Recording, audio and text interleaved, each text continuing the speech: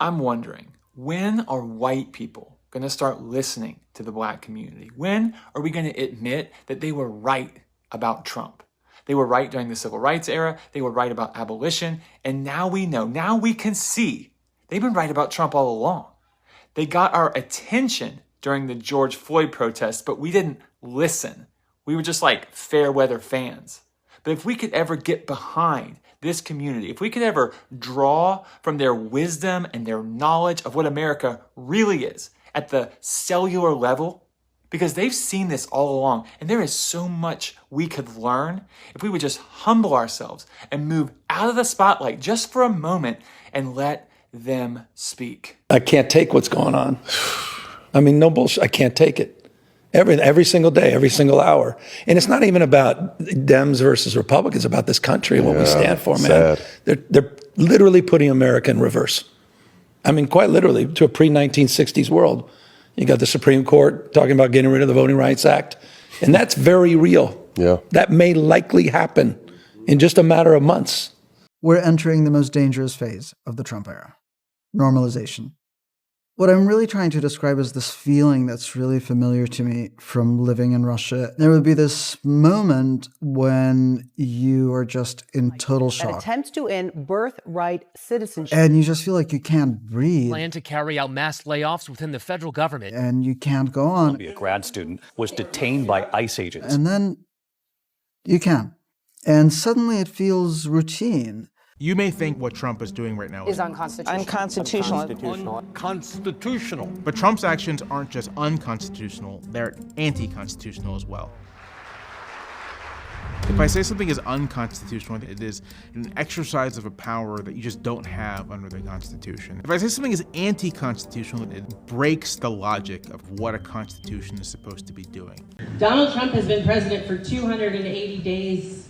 And in that time, he has fired tens of thousands of federal workers. He has released ICE onto the streets. He has locked people in gulags in foreign nations, prisons here. It's terrifying. He is literally dismantling the White House with a wrecking ball. What about him building a ballroom? Isn't that going to be nice? No. Why not? Because they're not there to dance. I'm a bit surprised no one mentions here that the United States have also withdrawn from the Human Rights Council of the United Nations. Finally, it is happening. The same people who ignored black Americans are now crying, raging and begging because the system they supported is now turning on them. Before election, black Americans warned them. They told them that the man they were supporting might be dangerous. He only protects the rich. He doesn't care about poor people, not even poor white Americans. They laughed, they mocked, they said that black Americans were playing victims or being emotional. And now look, SNAP benefits cut, deportations hitting even immigrants who supported him, rights being lured back, and the economy squeezing everyone except billionaires. This video is not about laughing at people's pain, it's about learning a lesson. Because when you vote out of hate instead of empathy, that hate eventually comes back to you who voted for it. Let's watch these clips, and after all of them, I'll come back and share my own reactions. Make sure you tell me your own opinions in the comment section, and this video is for educational purposes. Let's get into it. Donald Trump failed to build the wall. Donald Trump failed to have Mexico pay for the part of the wall he did build. Donald Trump failed at his immigration policy so badly in his first term, he ran again saying he fixed the problem. He failed to fix the first time. Donald Trump failed to introduce an infrastructure bill despite saying he'd have one in 2 weeks repeatedly. Donald Trump failed to introduce a health care bill despite a press conference where he had stacks of paper he said was the health care bill. Donald Trump failed to end the war in Ukraine in 24 hours. Donald Trump failed to end it in 10 months. Donald Trump has failed to get a ceasefire. Donald Trump has failed to keep Ukrainians from being murdered at a higher rate under his presidency. Donald Trump has failed our allies who are now not ordering planes from American companies because of his foreign policy failures. Donald Trump failed to keep us from bombing a country unprovoked and then failed at the bombing so badly he's still trying to get a deal done with Iran. Donald Trump is failing at preventing a genocide in Gaza. Donald Trump is failing economically. Bank of America says that spending in the U.S. is down in dining, hotels, and airfare 3 months in a row for the first time since 2008 when the economy crashed. Soybean farmers in Nebraska are losing billions of dollars to China because he's failed at his foreign policy with tariffs, but he's also failing at tariffs because he tacoed again and pushed tariffs with China down the tracks 90 more days. Donald Trump failed to balance the budget. Donald Trump failed to reduce the deficit. Donald Trump failed to protect constitutional rights of due process. Donald Trump has failed to uphold his oath. Donald Trump is a failure. Not to mention, I mean, are you kidding me? This guy wants to create a ballroom for his rich friends while completely turning a blind eye to the fact that babies are going to starve when the SNAP benefits end in just hours from now? Come on. So what? I'm not going to be distracted by, oh, does the guy have a big hammer? What about those babies? And as for the president, he has been focused on critical issues like paving over the Rose Garden so folks don't get mud on their shoes, and gold plating the Oval Office and building a $300 million ballroom. So Virginia, here's the good news. If you can't visit a doctor, don't worry. He will save you a dance. Every single thing that Kamala Harris warned us about if Donald Trump was elected president is happening right now. And every single thing that Donald Trump said would happen if Kamala Harris was elected president is what is happening under his presidency. Kamala Harris told us that Donald Trump was going to deploy U.S. troops on U.S. citizens, and he already did that. Kamala Harris told us that Donald Trump was going to start a war with Iran. That has already happened. Kamala Harris told us that Donald Trump was going to strip millions of people from their health care. And now Republicans have just signed a bill to make sure that is going to happen. Every single thing that Kamala Harris said would happen during a Donald Trump presidency is happening. But this country will continue to not believe what a black woman would say, but believe what a white man who's been credibly accused of sexual assault multiple times, instead of just believing a black woman. Black women are the most educated and most intelligent women in this country. And until we start believing them, this is exactly what is going to continue happening. If you're wondering when our fellow Americans are going to recognize the damage that Donald Trump is doing to this country, I want to point out that more and more Americans are. This is easy to miss because it doesn't get covered much, but public opinion has been moving quickly and dramatically away from the president. Among young people, he's lost 34 points of support. And I think it's because he's failing to keep his most basic promises. He hasn't brought prices down. They're going up because of his actions. The economy as a whole is getting worse. And most Americans see that and recognize it. And it's showing up in the way that they think and talk about the president. So don't fall for this attempt to make you feel disempowered. Raising our voices makes a difference.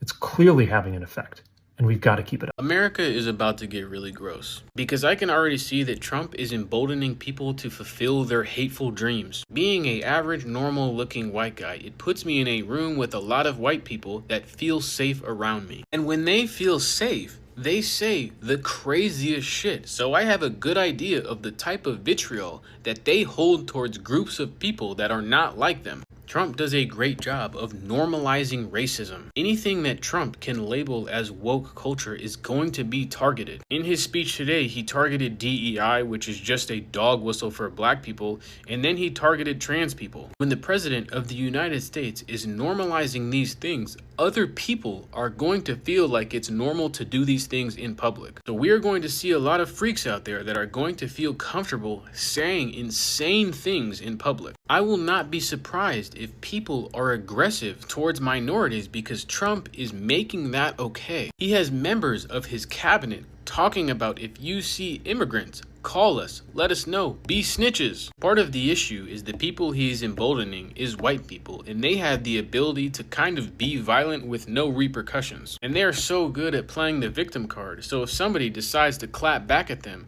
they are just gonna say that they were targeted. And when the entire police, military, government is all right-wing freaks, There's really no answer. And I would guess the comments on this video will give me a good example of the freaks that I'm talking about. Because we are not even on day one. It only gets worse from this point on. They waited until people were already hungry and then made it harder to eat. The new Trump SNAP rules just kicked in, and they read like a manual for punishing poverty. If you're under 65 and you don't have kids, you now have to prove you work 80 hours a month just to keep food on your table. If you miss a single requirement, 3 months later, you're cut off. Veterans, homeless Americans, students, all shoved into a system that now demands proof of productivity before it gives you permission to eat. Parents used to be exempt if their kids were under 18.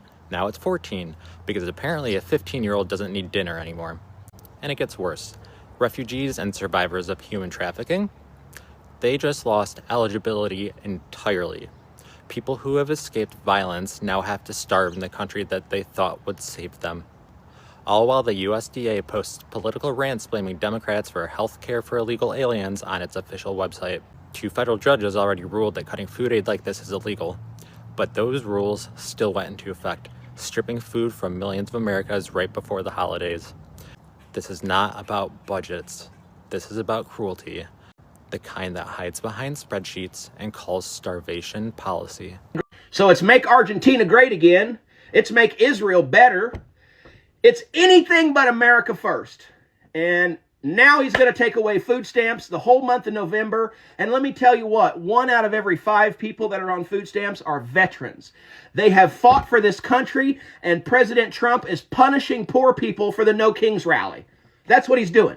See, President Trump doesn't want to be president anymore. He wants to be the king.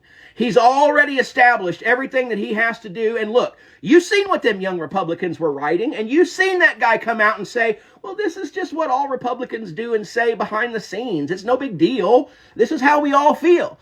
They're all racist, male chauvinist, pedophiles, and now they want us to accept that. Look, President Trump's ratings are dropping like the rent on a burning building. He doesn't care that you don't agree with what he's doing. He's just going to start punishing the poorest of us all. And that's making America great. We're not living. We're just negotiating with collapse every single fucking week. They tell us to budget better, cut back, and be smarter with our money. But how are we supposed to stretch a dollar that's already been wrung out to dry? Bills don't wait. Emergencies don't ask if it's a good time either. And no matter how hard you try, something always breaks, expires, runs out, or shuts off. It's like every part of life has a price tag now, and most of us are just hoping nothing goes wrong until the next direct deposit hits. This isn't about laziness. This isn't about poor choices or bad money management. It's about a system that's been strip mined for profit while the rest of us hold the damn thing together with maxed out credit cards and burnout. You can show up early, stay late, and still feel like you're losing ground because the rules were never meant for us to win. And deep down, everybody feels it. Even the ones pretending they're fine. They're just scared to admit how bad it's gotten. But we're done pretending. We're done apologizing. Because if nobody speaks up, they'll just keep tightening the grip. And I promise you, they're not going to stop unless we make the noise that they can't ignore. So no, we're not going to just smile through it. We're not going to be grateful it isn't worse. We are the generation that they pushed too far. And now we see the truth for what it is. This isn't our failure. It's their design. Living in America right now feels like a punishment. You wake up already behind. You go to work just to stay broke. And you watch the cost of everything rise while your paycheck doesn't move an inch. Groceries are a luxury. Rent is robbery. Healthcare is a joke. And somehow we're the ones blamed for not budgeting better. People are working 2-3 jobs and still choosing between food or gas. Families are crammed into apartments because buying a house became a fantasy. You can't afford to get sick. You can't afford to rest. You can't afford to exist. But they keep telling us the economy is strong. Strong for who? Because it sure as hell isn't the people doing the work. We're out here treading water while billionaires build rockets, politicians trade stocks, and corporations raise prices just because they can. We were promised opportunity. We got survival. And what makes this worse is watching people blame themselves. Like somehow you failed because you can't afford a 1-bedroom anymore. Like you didn't do enough when the truth is the math just stopped adding up years ago. They told us to work harder, but never told us they'd change the finish line. This isn't a country full of lazy people. It's a country full of exhausted ones. Simple as that.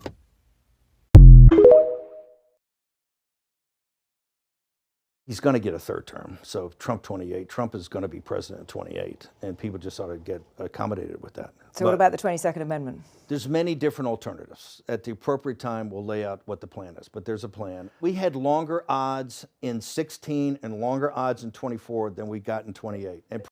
And look at where we are today. Inflation is up, the cost of food is up, unemployment is up. He did not keep that promise to the American people. And we also need to remember those 107 days around some other stuff that he said. Mass deportations, that he would weaponize the Department of Justice against his political enemies, that he would silence critics. And he has done that consistently. Mass deportations, you know, somebody told me recently a story about a fellow they were talking with who was a big supporter of President Trump when he was running. He's a Floridian, he's Cuban descent, and he shared the story of how his life partner, his wife, is now in deportation proceedings to be sent to Sudan. And when asked, what happened? Why did you have so much support for him? He said, well, I believed what he said, that he was going to only go after criminals. So part of the reason that I have written this book is for us to remember that there is somebody in the White House right now that made a whole lot of promises that were either about what would aggrandize and help him met out his vengeance, or about lies he told to the American people that he obviously never intended to keep. The American empire is over. We're done. We peaked about 12, 15 years ago, and we are on a down. And it's very hard for the American people, which I understand. I am one. It's hard to get your head around that. We've had a century of on the way up, which is a lot more fun than on the way down. But it does happen to every empire. We're only the latest. Look at the British, how far they've fallen. We're in that process. So the problem with the trickle down is, yeah, there might be more jobs, but they're going to be created in China. They're going to be created in Brazil. They're going to be created in India. They're not created here. We have the greatest level of corporate debt this country has ever seen, off the chart. The greatest level of personal debt, and we have the greatest level of government debt. Our government debt is now trillions of dollars greater than our annual output. That was not the case in the 20th century. It is the case now.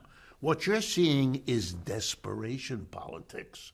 The whole Trump phenomena ought to say to you, wait a minute, these jerky moves that are out of whack, right? In recent days, we have seen the decision of the Trump administration to kiss the war in Ukraine goodbye. We're not doing that no more because we can't afford it. We can't keep funding a war, which, by the way, the West is losing, as anybody who pays attention knows. All of these things are signs of what? Of a country that is in trouble and is turning on its friends because it can to save itself. We're going to take over, we're going to get your energy for nothing. We're going to, make you build the wall, Hugh, in Mexico. Look what the genius in a way of Mr. Trump is that without understanding it, because clearly he doesn't, he feels in his own way, the way lots of people do, that there's something that necessitates going way beyond what has been done because our need as a society is beginning to show up. Wow, that was a lot. Let me break down what we just watched, because there is a pattern here that is too clear to ignore. What I'm seeing is regret, real regret. Not the internet, oops my bad type. I mean the type you feel in your stomach when the reality hits your bank account. For years, people were told, vote for Trump, he's going to save America, he's going to punish immigrants, punish minorities, cut welfare and make America strong again. But now, those same policies are landing on the heads of the exact people who cheered for them. And the crazy part? Black Americans tried to warn them. The video shows two Americas clashing. The America that believed Trump would punish other people, and the America that knew punishment always ends up hitting the poor first, no matter their color. I always say when policies are built on hate, someone has to be the target. But hate doesn't stay in one lane, it spreads. And eventually it hits everybody. You can see how shocked these people are. They expected Trump to hurt black people, immigrants, LGBTQ, women, but they never thought they would be affected too. They were convinced they were safe, but now SNAP cut, food stamps harder to get, Medicaid being slashed, homeless vets losing benefits, deportations hitting even people who voted for him, jobs cut, prices up, economy down. Suddenly, racism isn't fun anymore when you become the power of others. Here is where it gets deeper. Trump wasn't fighting for everyday white Americans. He was fighting for rich Americans. He made billionaires richer while making poor people, black and white, struggle more. Because here is the truth a lot of people don't want to hear. Poor white people and poor black people are on the same side. The only people winning are at the top. That's why I always say voting based on hate or race loyalty is the fastest way to ruin your own life. Another thing I noticed, these people aren't just mad about policies. They are shocked that America is moving backwards. They are seeing voting rights attacked. They're seeing leaders talk about deportation squads and using the military on US citizens. They are seeing hunger used as punishment. Black people have seen this movie before. This is America returning to its defaults. But here's the thing. When black people say, we've seen this pattern, we know what this is, nobody listens. But now that it is affecting white Americans, suddenly it's a crisis. Suddenly now it's scary. Now it's dangerous. Now it's unconstitutional. Where was that energy when black people were saying it? You can't ignore a fire for years just because it was burning in someone else's house. Eventually the flames reach your street. And this is what we're seeing in this video. People finally realizing Trump doesn't care about white, black, poor, veterans, students, families. He cares about power. There's also another uncomfortable truth. Some people didn't vote for Trump because of policies. They voted because they wanted to see someone else get hurt. They wanted to own lives, punish minorities, and fight woke culture. But empathy is funny. The moment you lose yours, life finds a way to teach you why you need it. Everything they wished to happen to black and brown people is now happening to them. Losing food benefits, struggling to afford groceries, feeling helpless, feeling ignored. Welcome to the black experience. The same system they cheered for is now squeezing them. No healthcare, no jobs, no safety net. Just work harder and budget better from politicians who eat steak off private jets. And now they are furious. So what's the lesson? Empathy is not weakness. Empathy is self-protection. Because when you allow injustice to happen to others, you train the system to be comfortable with injustice. And eventually, that system remembers your address. If you want a country where nobody gets left behind, you have to care when anyone gets left behind. Trump did not divide America by race. America was already divided. He just took advantage of that division. But now many Americans are starting to wake up. They are realizing black Americans weren't exaggerating. Poor Americans were not lazy. Immigrants weren't the threat. The real threat was greed. And now the pain is landing on white America too. Suddenly people want unity. Well, unity starts with humility. Next time when black Americans say these politicians is dangerous, maybe believe them. So that is it for today. Make sure you tell me your own opinions down there in the comment section. The video is for educational purposes. If you've got any addition or correction, we are open to discussion in the comment section. Mr. TA signing off. Ciao.